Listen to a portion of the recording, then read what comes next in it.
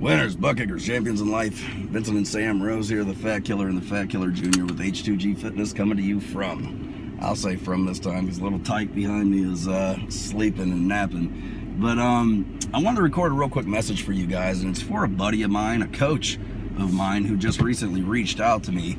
And the problem they're having is this. They said, hey, I'm really excited about everything that's going on right now in my life. I've never been more focused. I've never been working harder towards achieving my dreams and accomplishing my goals. And I'm excited about doing the work and all this kind of fun stuff. But what I've realized is since I've picked up the commitment level in my life, some of the people who I'm closest with aren't supportive.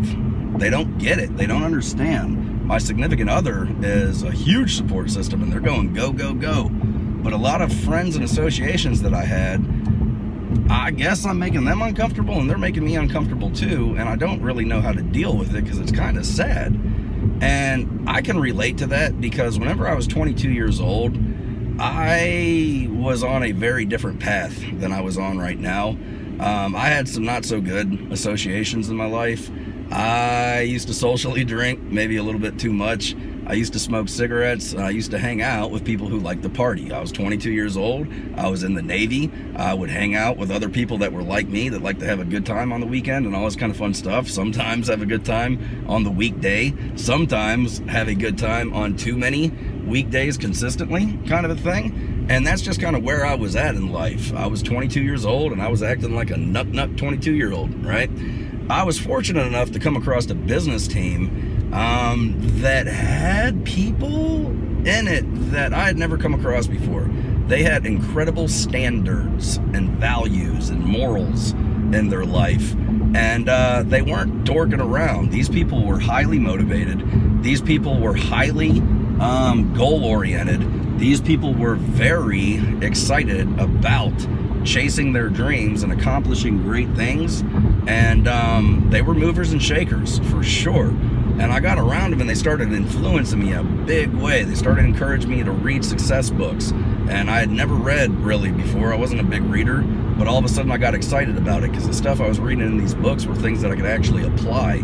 They started handing me success CDs and audios to listen to from other successful people, and these people started influencing the way that I think and started challenging me on the way that I spend my day, and started making me think about some of the habits and actions in my life that maybe need to change, and started teaching me habits and actions that I can start applying in my life that might produce better fruit than what I currently had. And so I let them influence me, and I cleaned up my act. I stopped swearing so much. I quit drinking so much. I quit partying so much, and I got really focused and started putting the hammer down. And want to know what? I got busy on tackling things that were important to me into achieving my goals in this thing called life. And when I would get around these old associations, they would discourage me from it. And they were like, hey, let's go drink. Nah, I can't tonight, guys. I got stuff to do. What do you mean you got stuff to do? I got stuff to do. I got to read.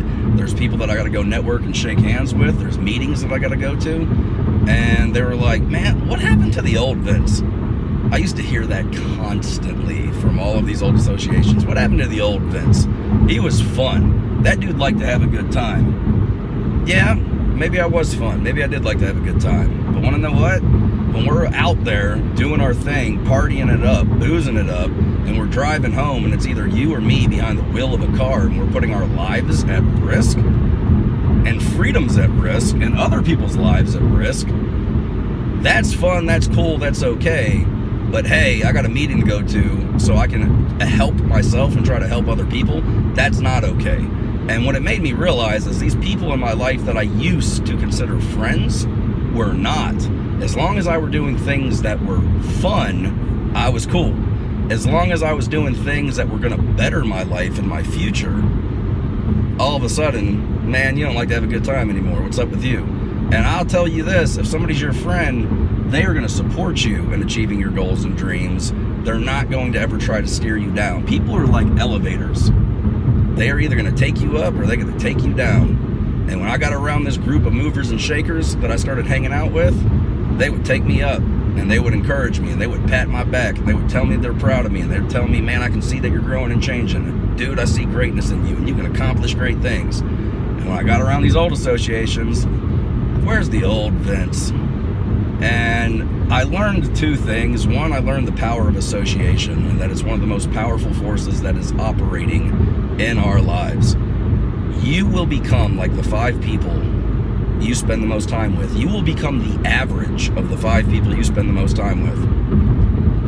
If the 5 people you spend the most time with are go-getters, movers and shakers, goal setters, encouragers, uplifters, high achievers, you're going to become just like them. If the 5 people you spend the most time with are complainers, negative, lazy, and don't want to do much, but maybe party here and there or play a video game, guess what? You're going to become just like them. If you want to be a thief, hang out with thieves. If you want to be sick, hang out with someone that's sick. If you want to be successful, hang out with somebody that's successful. And if you want to fail in life, hang out with failures. And I realized I was hanging out with failures, and I needed to change that. So not only did I learn the power of association and its importance, the other hard life lesson I had to learn was the power of disassociating and cutting the cord on people in my life. And it didn't mean I didn't like these people anymore. It didn't mean that I didn't love these people anymore. It didn't mean any of that. But what it did mean is I need to love them at a distance, because if I am hanging out with them and they go down, I'm going down with them, baby. My life is too important. It means too much to me. It means too much to this kid sitting behind this seat for me to be going around acting like a nuck-nuck. Can't do it. Sorry. I am going to be goal-oriented, future-focused, achieve my goals, teach my son to do the same. And if somebody doesn't understand the habits that I have in my life, the work ethic that I have, if they don't understand what I'm trying to do, and they don't support me in doing it, sorry, I'm hanging out with somebody else. People should encourage you, not discourage you, to accomplish your goals. So, man, look, I'm going to tell you or advise you to take close inventory of the company that you keep. Analyze every close friendship, relationship that you have in your life, and it could be family members too, because you might spend a lot of time with family. And you need to look at each one of them, and you need to learn, do you need to promote them, demote them, or cut them out completely? Vince, that sounds cold. This is your life. And last time I checked, you only get to live it once. And if you don't do what you're supposed to do in this world, there's nobody else that's going to do it. Because here's a tip. You are the only one who can fulfill the calling on your life. You are put here to do something great. You were put here to do something that nobody else can do. It's why you are here.